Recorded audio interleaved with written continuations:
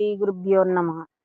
మద్గురుదేవులు చిన్న రామచంద్రయారుల వారి పాద పద్మంబులకు నమస్కరించుకుంటూ, శ్రీ సత్యానంద సత్యమారుల వారికి నమస్కరించుకొని, శ్రీమద్ భాగవత కృష్ణ దేశికేంద్రుల వారి రచింపబడిన శక్తిద్వయ నిరాశకంబైన శుద్ధ నిర్గుణ తత్వ కందార్థరుల నుండి సభా విజ్ఞాపనంలోని 9వ పద్యం.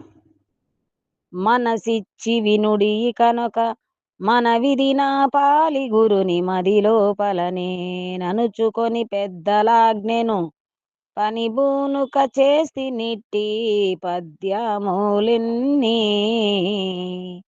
తప్పోపులేర్పడదిద్దుండన్నీ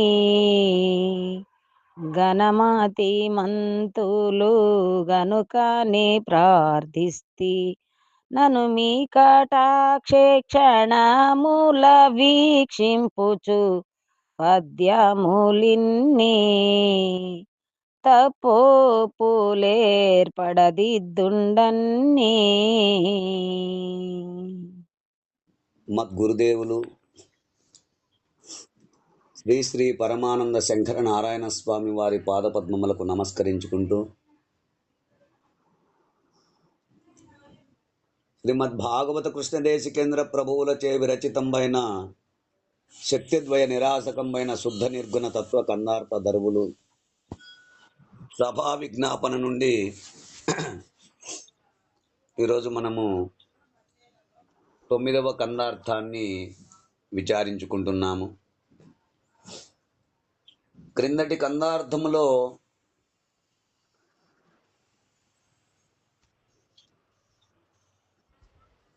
గ్రంథకర్త గురు పరంపరాభివర్ణనము తెలియచేస్తున్నారు అంటూ మనము తెలియజేసుకున్నాం. శ్రీ శివరామ దీక్షితుల వారి శిష్యులు కంబాలూరి అప్పబ్రహ్మ మంత్రివర్యులు,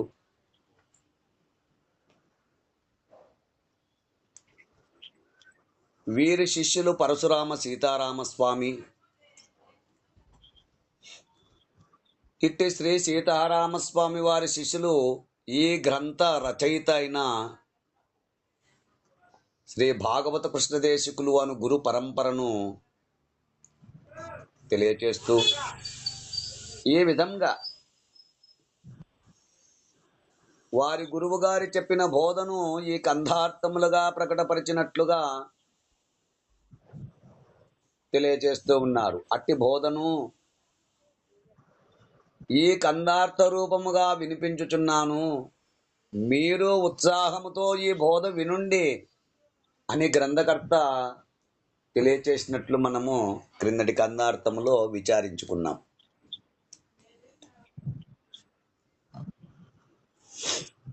ఇక తదుపరి కందార్థము సుఖవీ ప్రశంస. అనగా కవిత్వమనున్నది సాహిత్యము, సంగీతము, పాండిత్యము మొదలైనవి. కవిత్వమునున్నది సాహిత్యము, సంగీతము, పాండిత్యము మొదలైనవి. కానీ వ్యక్తిగత గుణదోషములచే ఆ కవిత్వమునకు ఆ వ్యక్తిగత గుణదోషములు కూడా సంక్రమించును.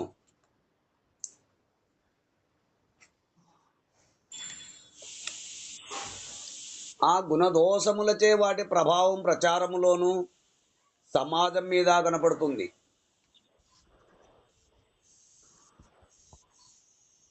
సహృదయముతో కూడిన కవీశ్వరుని కవిత్వము, వారి వ్యవహార శైలి ఏ విధంగా ఉంటుందో ఈ శీర్షికలోని కందార్థముల ద్వారా ఈ గ్రంథకర్త గారు మనకు తెలియపరుస్తున్నారు.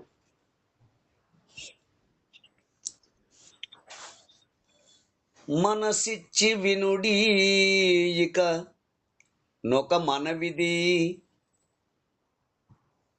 నా పాలి గురుని మదిలోపల నేను నుచుకొని పెద్దలాజ్ఞను పని భూనుక చేస్తి నెట్టి పద్యమూలిన్ని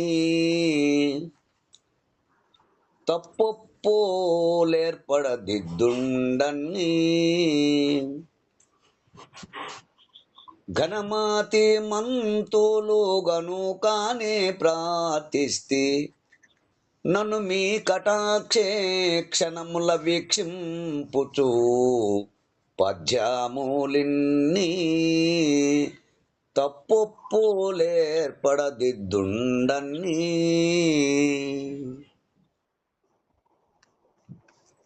అంటూ మనసిచ్చి వినుడి.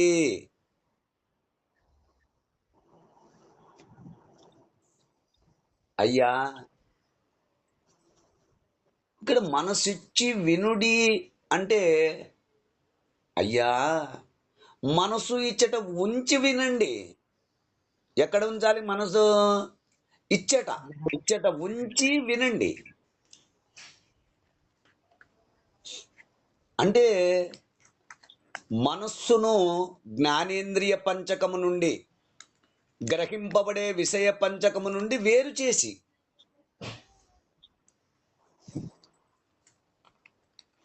అట్టి మనసును జ్ఞానేంద్రియ పంచకము నుండి, గ్రహింపబడే విషయ పంచకము నుండి వేరు చేసి, అంటే అన్యధ్యాస లేక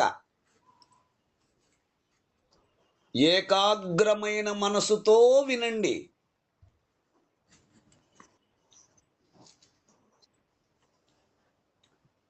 ఇకనొక మనవిది, ఒక విజ్ఞప్తిని అని మనవి చేసుకొనుచున్నాను.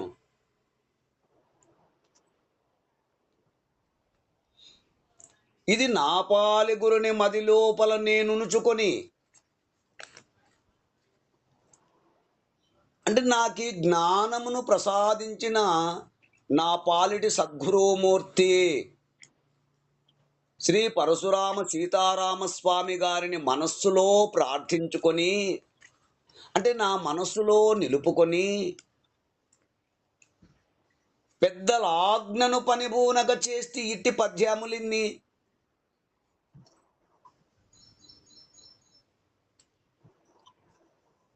అంటే పెద్దల ఆజ్ఞానుసారంగా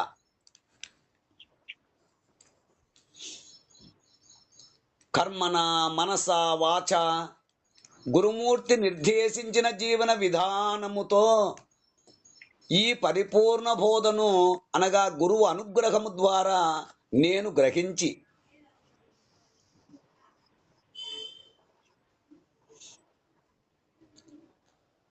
సమాజ శ్రేయస్సు కోసము గురుర్వాక్యం యథాతథముగా ఈ కందార్థములను పద్య రూపముగా రచించి తిని,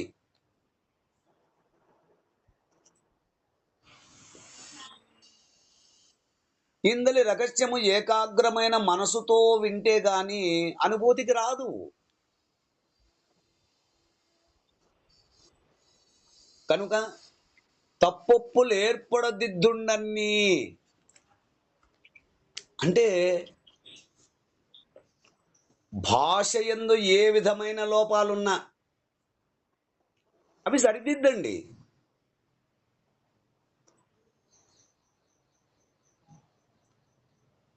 గురుదత్తముగా సంక్రమించిన భావమునకు, అంటే కవిత్వముతో జోడించి రాయడంలో కవిత్వ సాంప్రదాయములో కలిగే లోటుపాట్లు ఏమైనా ఉంటే పెద్ద మనస్సుతో ఒప్పులు అగునట్లు దిద్దవలసినదిగా ప్రార్థిస్తున్నాను.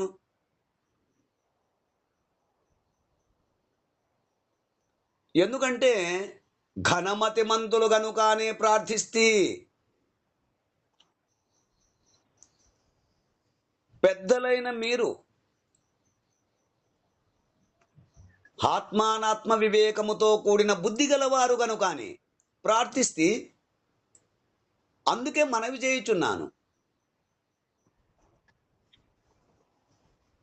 కనుక నన్ను మీ కటాక్షేక్షణముల వీక్షింపుచు, అంటే నన్ను మీ దయాదృష్టితో చూచి ప్రేమతో అనుగ్రహముతో ప్రోత్సహించే విధముగా పద్యములన్నీ తప్పొప్పులు ఏర్పడదిద్దుండన్ని. అంటే ఇందులో ఏమైనా తప్పులున్నచో గొప్ప బుద్ధిమంతులైన సాంప్రదాయకులను మాత్రమే దిద్దవలసినదిగా ప్రార్థించిరి. ఎవరిని పడితే వారిని కాదు. గొప్ప బుద్ధిమంతులైన సాంప్రదాయకులను మాత్రమే దిద్దవలసినదిగా ప్రార్థించిరి అంటూ మనకు ఈ కందార్థము ద్వారా వివరణను తెలియజేస్తున్నారు. ఈ కందార్థ భావాన్ని మీరు కూడా అందుకుంటారని కోరుకుంటూ జై గురుదేవ. జై గురుదేవ. దేవా. జై గురుదేవ.